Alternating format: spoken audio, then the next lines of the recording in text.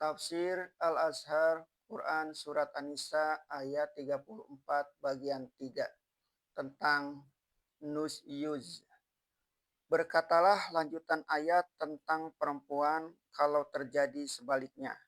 Dan perempuan yang kamu takut kedurhakaan mereka yang terkenal di dalam bahasa aslinya dengan Nusyuz tidak patut dan tidak taat baik kepada Allah maupun suami sebagai pimpinan mereka. Terhadap istri yang begini, tempuhlah 3 cara.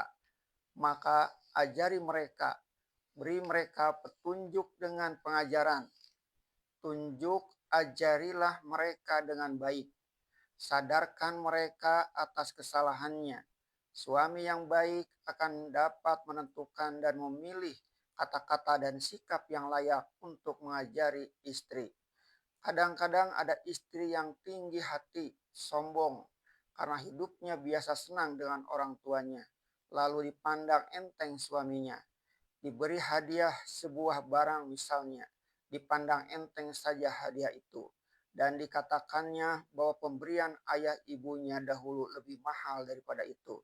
Sampai pernah dia berkata, aku tidak biasa memakai kain sekasar itu. Maka suami hendaklah mengajarinya dan menyadarkannya bahwasannya setelah bersuami, halus ataupun kasar, terimalah dengan baik.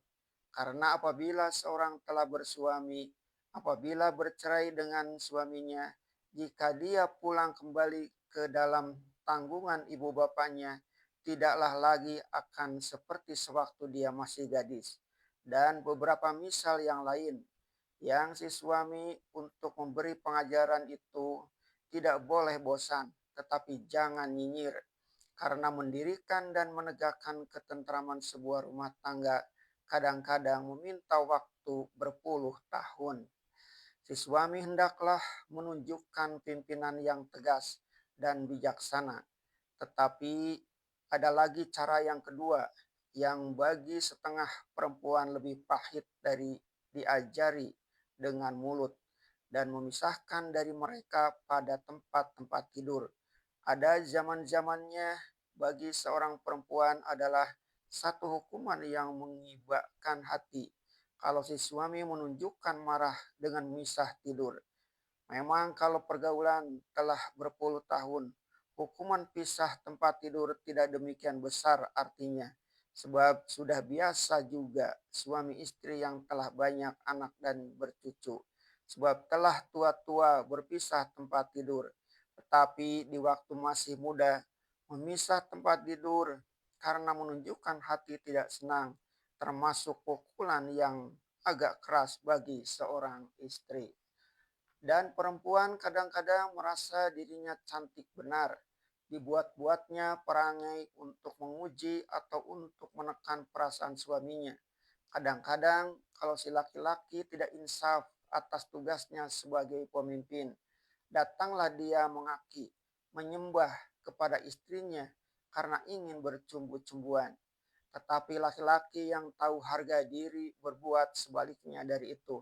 Melihat istri yang telah mulai nusyus, dialah yang pindah ke kamar lain untuk tidur sendiri. Kerap kali si istri menjadi hilang kesombongannya karena pengajaran yang demikian. Dia akan bertanya dalam hatinya, apa benar salah saya, maka suami saya memisah tidur. Ibnu Abbas terang-terang saja menafsirkan perpisahan seketiduran maksudnya ialah jangan dia disetubui, jangan tidur di dekatnya, atau belakangan dia sedang setempat tidur. Dan berkata dia di dalam kesempatan yang lain, dikuatkan oleh As-Sudi dan Ad-Dahak dan Ikrimah, jangan diajak bercakap dan jangan pula ditegur. Satu hadis yang dirawikan oleh Abu Dawud, an Muawiyah bin Haidatal Qushairi'u annahu qala ya Rasulullah ma haqqu zaujati ahadina alaihi qala an tut'imaha idza ta'imta wa taksu waha idza tasaita wala tadribil wajha wala tukbih. Dari Muawiyah bin Haidah al-Qushairi bahwa dia pernah bertanya kepada beliau, "Ya Rasulullah, ya Rasulullah, apakah hak istri seorang kami atas suaminya?" Artinya, apakah kewajiban kami sebagai suami terhadap istri kami? Beliau jawab, "Jika engkau makan, dia pun hendaklah diberi makan. Jika engkau membuat pakaian, dia pun hendaklah diberi pakaian. Dan kalau memukul, jangan mukanya dipukul. Dan jangan dikatakan dia buruk atau jelek." Hadis riwayat Abu Dawud. Tetapi ada lagi perempuan yang harus dihadapi dengan cara yang lebih kasar. Maka dipakailah jalan yang ketiga dan pukullah mereka. Hendak tentu saja cara yang ketiga ini hanya dilakukan kepada perempuan yang sudah memang patut dipukul. Ada kaum perempuan terpelajar yang mengukur seluruh perempuan dengan dirinya sendiri. Menyanggah keras adanya kebolehan seperti ini terhadap kaum ibu yang lemah. Dia agaknya tidak sadar bahwa memang ada perempuan yang memang pukul yang hanya dapat memperbaiki kedurhakaannya. Memang ada perempuan yang ingin hendak menginjak kepala suaminya, menghina, mencarut, memaki, ribut, membuat malu dengan tetangga. Di dalam kitab-kitab fikih, para ulama memberi juga petunjuk cara memukul itu, yaitu supaya jangan memukul mukanya. Jangan ada bagian badannya yang akan merusak. Serupa juga dengan memukul anak.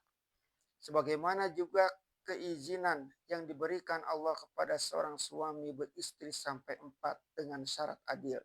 Dan di ujung ayat dianjurkan lebih baik istri satu orang saja supaya aman dari tanggung jawab yang berat. Maka dalam hal keizinan untuk memukul ini, oleh beberapa hadis didapati kesimpulan bahwa sikap memukul hanyalah kalau sudah terpaksa sangat.